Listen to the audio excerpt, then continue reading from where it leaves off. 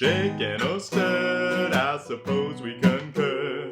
The company of friends makes for finer drinks. So gather around, let's pour one down and take a moment to appreciate the finer things.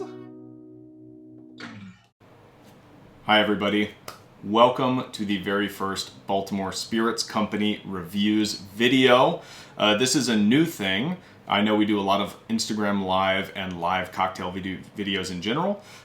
This is a little bit of break from that. This is going to give me the opportunity to not only talk about something I really enjoy, we're going to do reviews of barware, other companies' spirits. This is really not just a Baltimore Spirits Company things. Cocktail books like we're doing today, and a bunch of other stuff.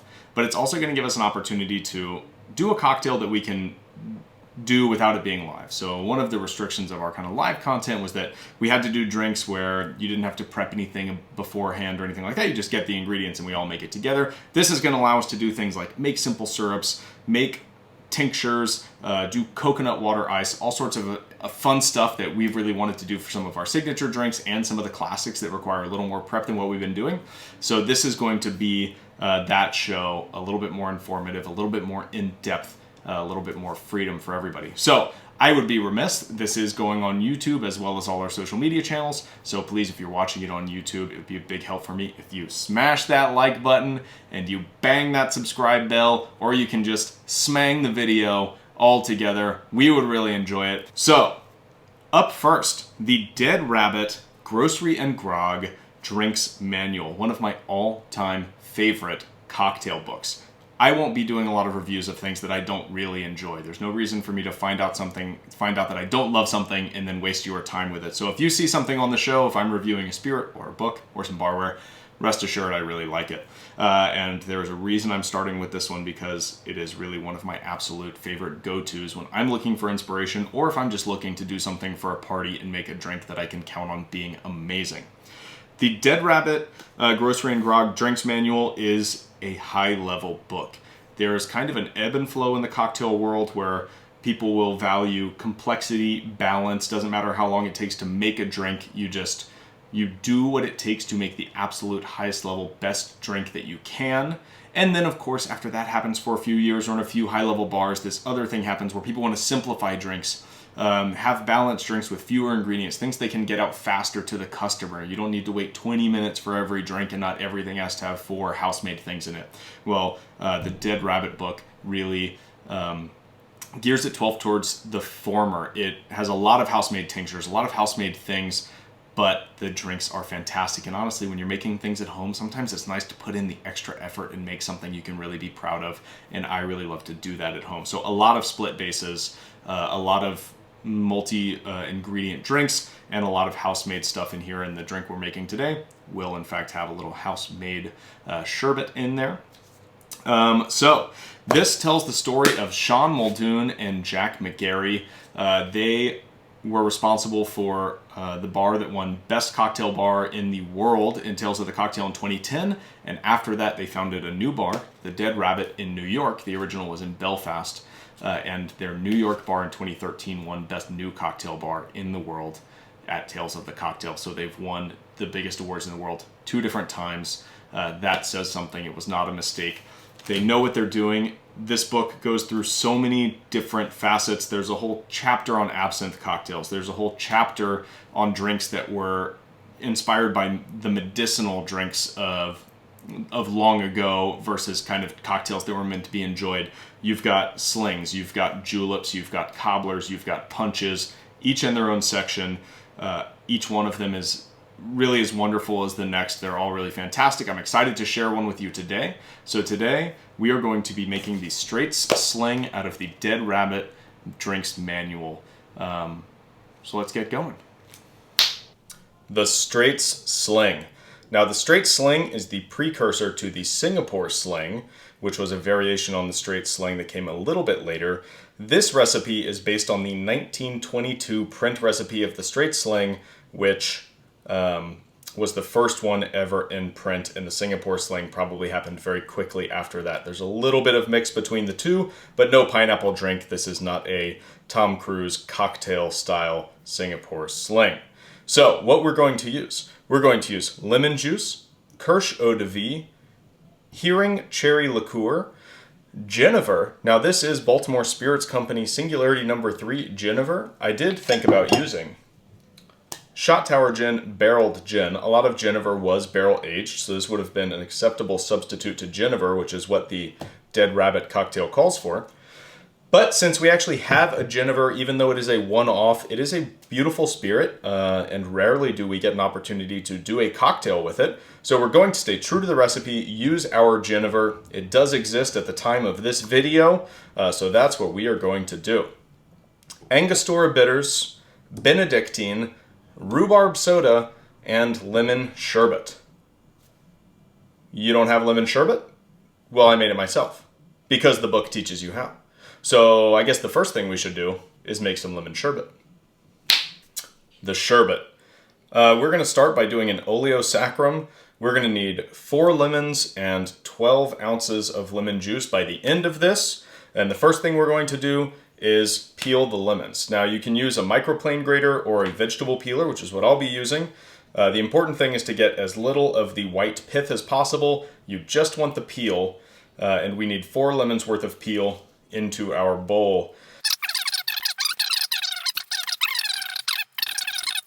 An oleo saccharum is this sugar citrus peel maceration that we're doing here. And then the difference between that and a sherbet. A quick note on the difference between sherbet and sherbet. Sherbet is what we're making today, and sherbet is the mispronunciation of sherbet.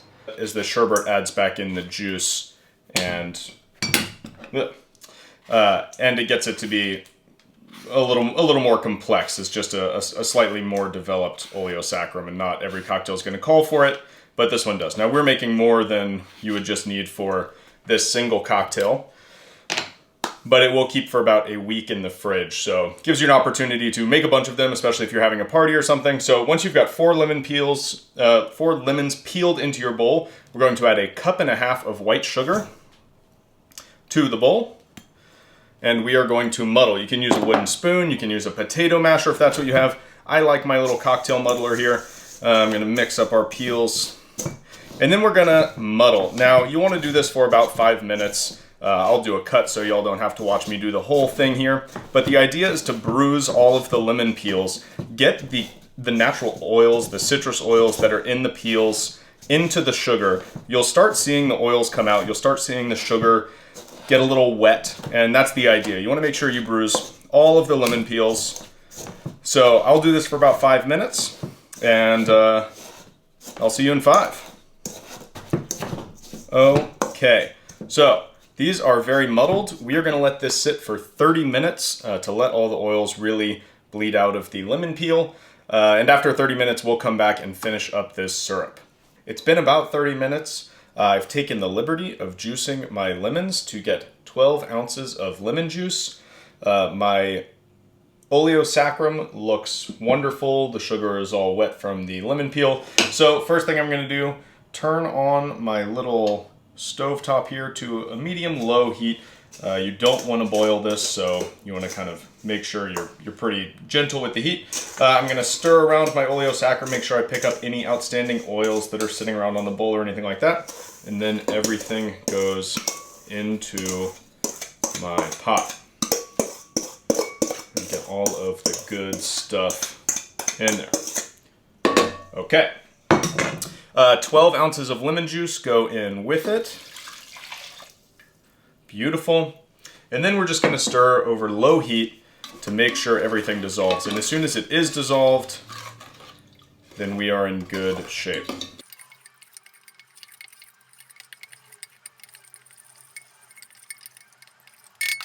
Once your sugar is dissolved, and it looks like mine is, we are ready. This is essentially done. We're going to strain out the peels and of course any seeds that may have come along with your lemons. We can bottle it and it will keep in the fridge for about a week, so you can make many a cocktail, no problem. Welcome back. You've got your lemon sherbet now, and we've got everything we need to make this cocktail. So let's go ahead and build it. We are going to start with 0.75 ounces of lemon juice, into the small side of the shaker. A half ounce of the Kirsch Eau de Vie. Now, Kirsch Eau de Vie, Kirschwasser, as you might see it called, is a cherry brandy, unaged typically, but a really simple cherry Eau de Vie. There's a couple of different variants out there. They're all wonderful.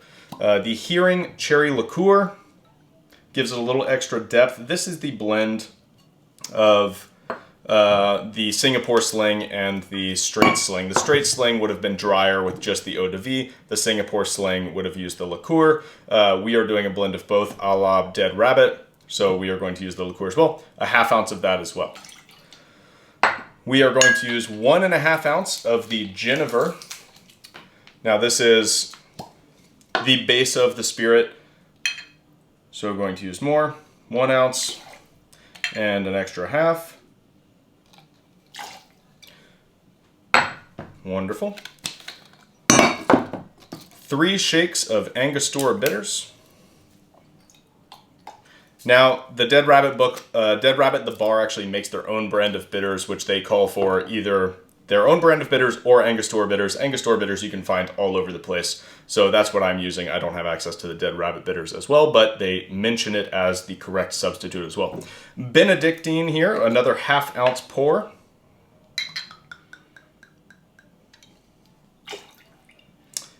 The rhubarb soda will go in a little later, so don't worry about that quite yet.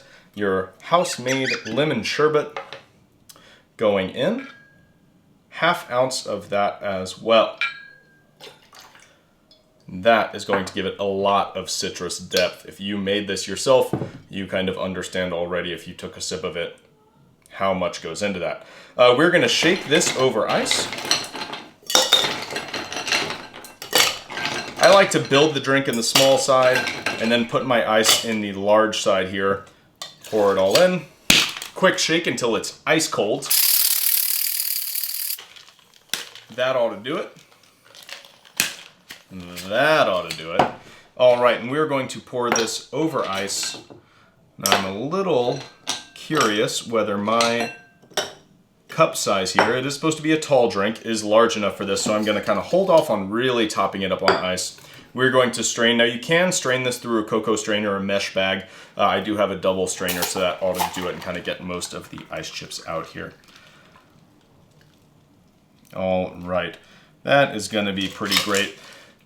We are going to now do our rhubarb soda. I was a little worried I wouldn't be able to find one, but you know, I did, locally. Do you see what just happened? Luckily, I've got a backup. Okay, that one cooperated a little bit better. So, 1.5 ounces of rhubarb soda to top here. Beautiful. Now that does look like it could take one more piece of ice. I love it. And then one of the signatures of the Dead Rabbit grocery and grog drinks manual is fresh grated nutmeg. You'll see it in a ton of cocktails. It happens to be my favorite garnish. In terms of the aroma it lends, it's just unsurpassed by lemon peels, wedges, berries, flowers. I don't care. Fresh nutmeg is the best, so I'm thrilled that this calls for it. Just a little bit on top for aroma. And there you have it, the Straights Sling with house-made lemon sherbet. A big split-based cocktail, really beautiful. So please enjoy. Thank you all for joining me. Once again, if you'd like to see more of this, or at least keep up with what's coming out when it's coming out, please hit the like button, hit the subscribe button. It really does make a difference. I'm sure everybody's tired of saying that. I'm embarrassed to say it out loud. This drink was wonderful. I really didn't have the will to do this outro video before drinking the drink. So hopefully everybody enjoys it as much as I did. Check out the Dead Rabbit Drinks Manual. Really is absolutely quintessential in anybody's cocktail library. Really beautiful stuff. I am Max from Baltimore Spirits Company. We'll be doing a lot more of these. If you have any feedback, please put it in the comments. I will read all of them. Love to respond to everybody. If you have any suggestions for future videos, anything you'd like us to cover, anything you'd like me to look into, I will read everything. So please just put it in the comments. Cheers, everybody. I'll see you next time.